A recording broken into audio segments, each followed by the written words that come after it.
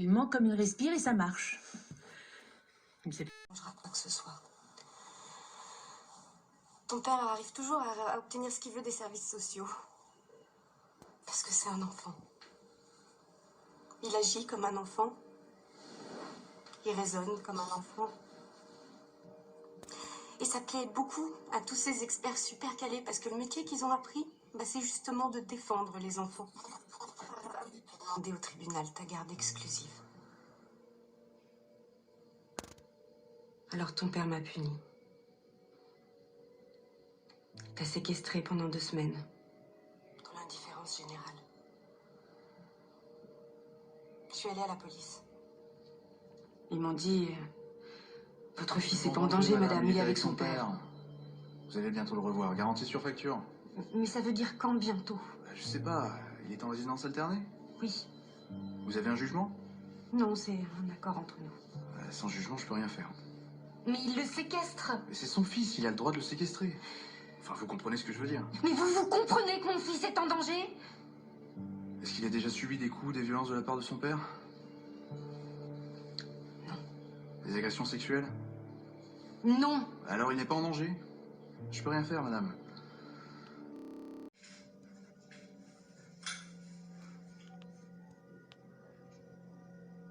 Après 3 ans d'humiliation, d'hostilité des services sociaux, de pression contre toi, j'ai fait la seule chose. Joachim, j'espère que tu n'auras jamais besoin de découvrir le message que je t'adresse.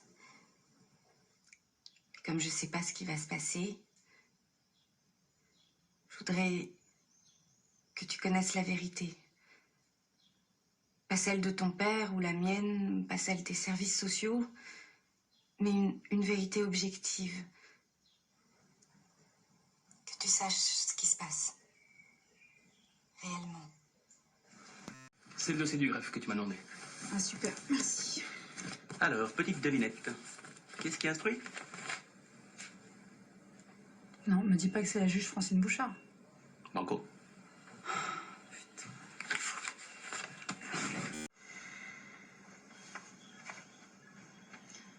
En raison des absences répétées de Madame Franqueur, aux audiences que je suis supposée conduire ici, je vois mal comment instruire cette affaire dans un sens favorable pour elle. Vous ne pouvez pas ignorer, Madame la juge, que ma cliente... Où est-elle? Je ne la vois pas, votre cliente, maître. Elle ne répond ni aux convocations, ni au courrier. Elle est épuisée. Vous avez un certificat médical?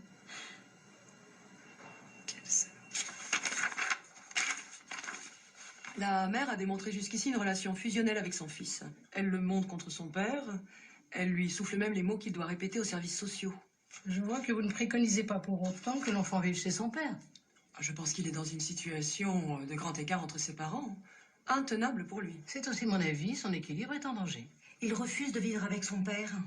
Nous pourrions tenir compte de ses désirs. Ses désirs, il a surtout peur de déplaire à sa mère, c'est tout. J'ai tout à fait saisi le contexte, monsieur Franqueur. Vos qualités de père ne sont pas en cause.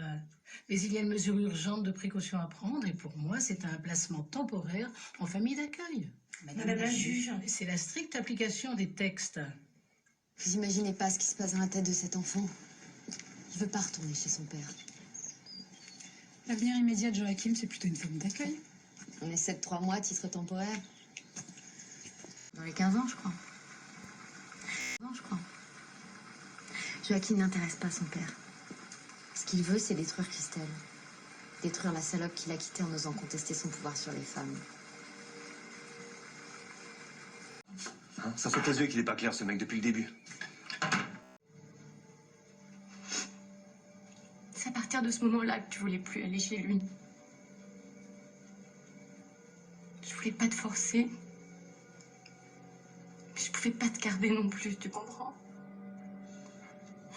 J'ai essayé d'en parler avec ton père, de lui expliquer, de le raisonner. Mais il a porté plainte.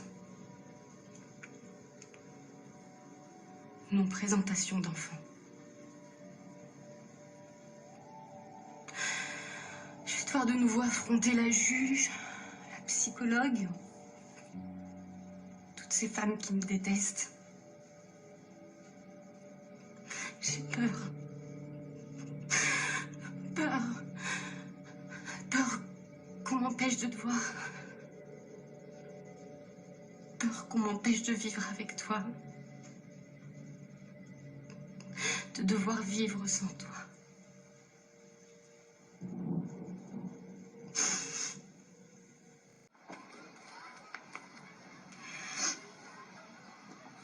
Je suis désolée.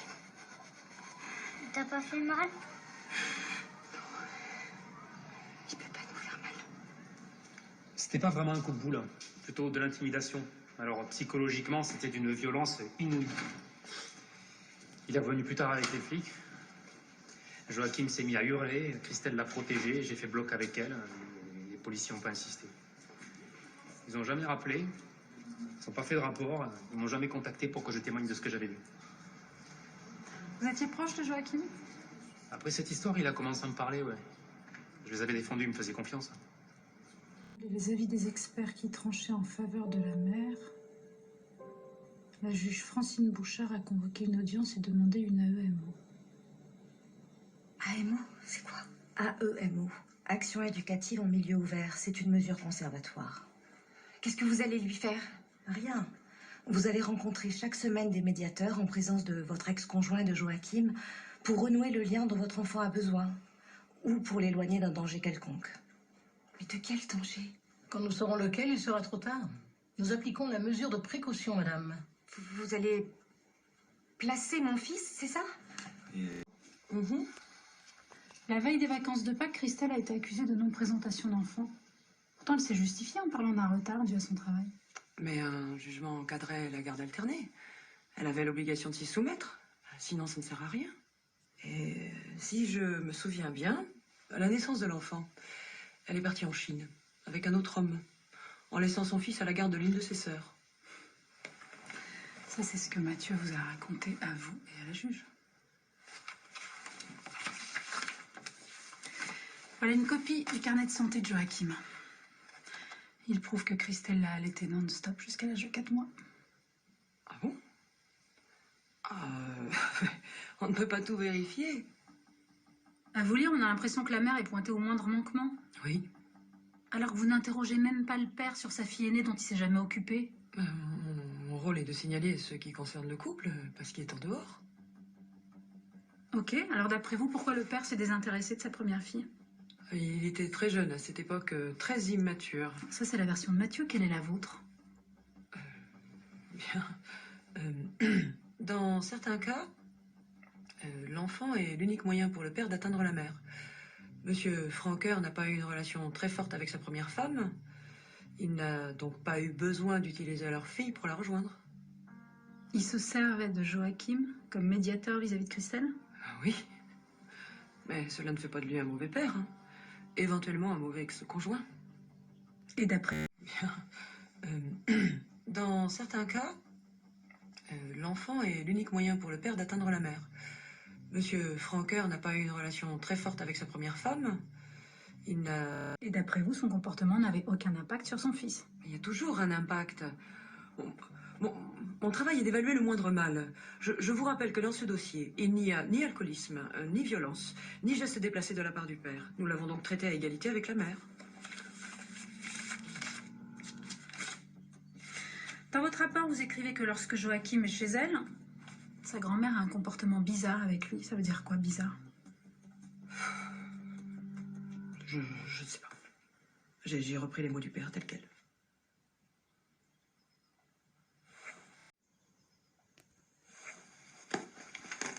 J'ai fini. Bien. C'est une sarbacane? Vous l'avez achetée où? C'est un cadeau. Le cadeau d'un patient? Oui. Bon, en fait, c'est le petit qui me l'a offerte.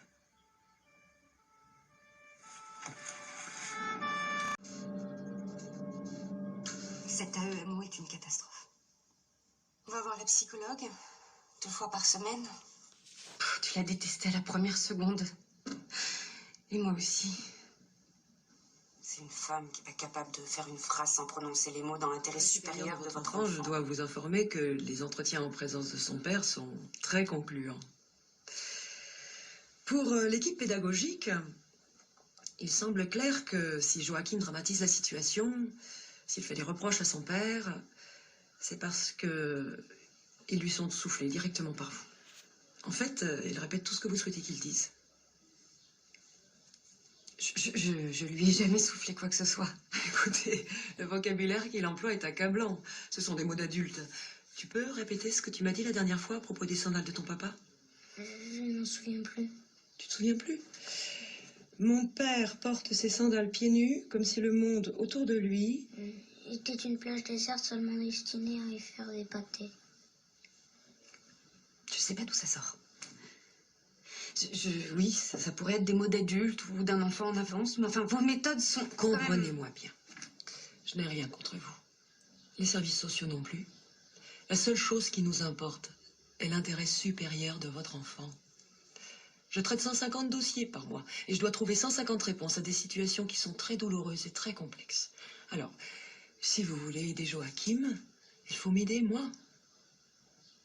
Je comprends pas ce qui se passe.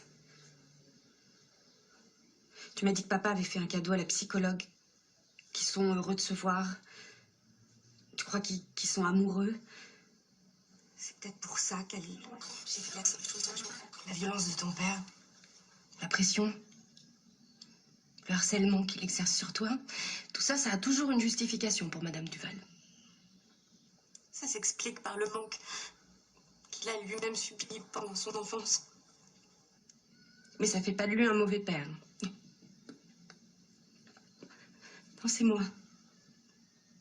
C'est moi qui suis accusée de mauvaise éducation.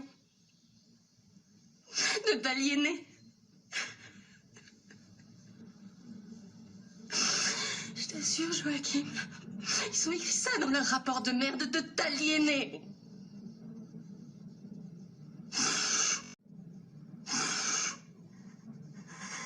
La juge Bouchard veut me retirer de la garde. J'en suis certaine.